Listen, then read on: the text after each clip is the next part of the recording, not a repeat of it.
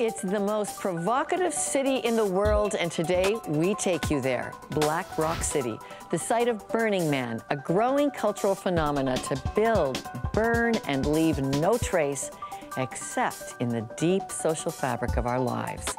This is a look at a party that's lasted for 27 years and now has a mission to affect the world.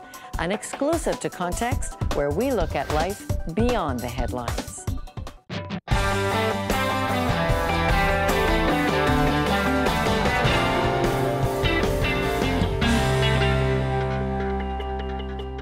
Festival culture has long been a staple of how people make friends and create community. But there's one gathering event that goes far beyond that. It's called Burning Man, a camping site for anyone who may wish to attend. It draws over 60,000 people to a bleak Nevada desert each year for a week at the end of August. It began as a party and over 2 decades became a world-class art exhibition where the massive art installations are burned at week's end. In the past few years, Burning Man has become increasingly known as a spiritual place. But recently, Burning Man announced a mission to change the shape of the 21st century. And that's when Context went out on the road to learn what this was all about.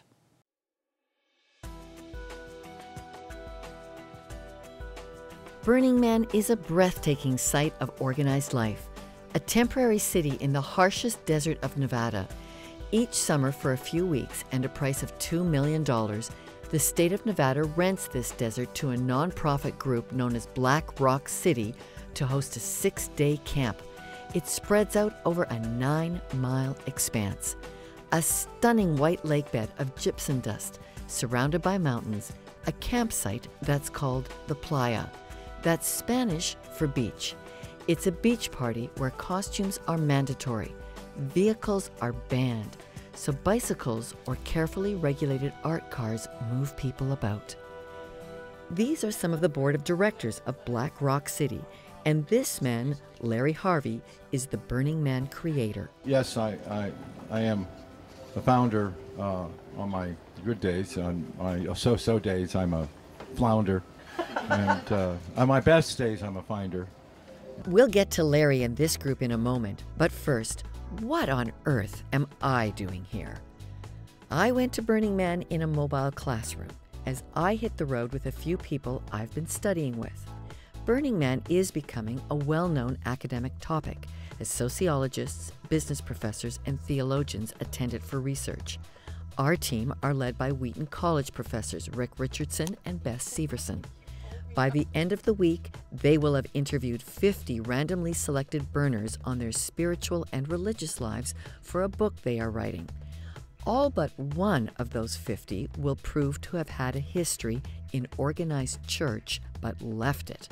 People like Cara. Burning Man just amplifies that in every way, that we are interconnected, we share, we give, everyone is a friend, a family that we take in without regard for difference and time spent, and the implications of living in absolute interconnectivity and oneness our whole world needs more of. And so coming to this opens your awareness and your paradigm that living in the world in a different way can actually really change things. And that's what drew me to this weird desert education. I wanted to find out what was so spiritual here, and if my own Christian spirituality had anything to learn. They may look like hippies and punks, but everyone I talked to actually had a job. I met executives, lawyers, teachers, accountants, IT wizards, and Silicon Valley moguls are all regulars here. Among many famous burners who attend are Larry Page and Sergey Brin, the founders of Google. Always searching.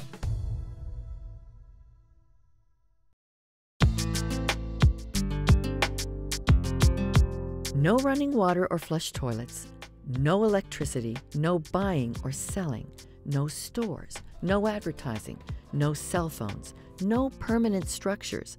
Burning Man is a stark immersion of survival in desert temperatures and sandstorm whipping winds. Behind it all is this man, Larry Harvey, who began this party 27 years ago, and now Larry and his co-founders are gathering journalists from around the world in Media Mecca. It's the rare place on the playa you can get an hour of hydro or internet, and only if you're accredited to cover the event, which only comes if you agree to share all the footage you've got. That's part of the gifting culture here, an ethos these leaders want spread around the world. We're having remarkable success because, as you can imagine, when people come to Burning Man, they want the rest of their life to be like Burning Man. And Burning Man Project enables people to take what they learn and the ideas and the creativity and the art and the responsibility and find ways to make their communities more like Black Rock City and Black Rock City more like their communities. So we have three main areas of focus. We work in art, we work in civic responsibility, and education.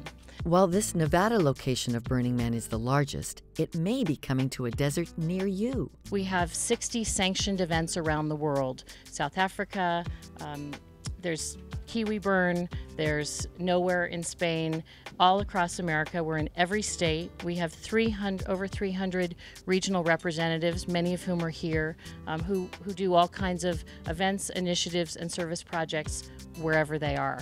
And the thing about Burning Man Project is the demand is far outpacing the supply. So we love having people come to Black Rock City, get excited, and take it back to their communities. And that is happening every day. It's been a focused march to grow the Burning Man experience. All through the 2000s, we have been creating all the infrastructure we need to really run a machine. This is a machine out here. It's when people come and look at how our staff meetings are run, just the fact that they run as smoothly as they do. When you have 35 people sitting around together, updating each other on what they're doing and what each other needs to know, and you hear the depth of the planning, it's quite incredible. Imagine, for example, if Burning Man is what, 68,000 this year, which isn't that many people really, except its reputation reaches everywhere. It's startling.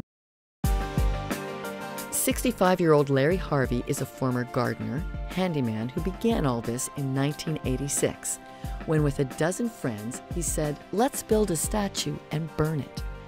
Each year, the growing group of friends made Burning Man bigger.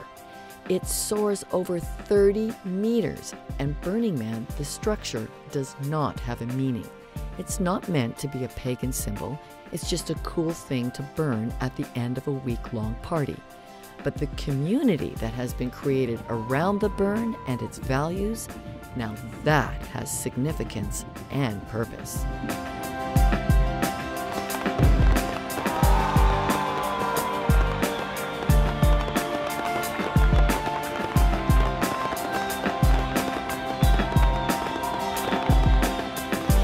Immersion environment, that's what this is. It's enormously persuasive, and it tends to produce what if you objectively look at it, amount to conversion experiences and lead people to make great changes in their lives.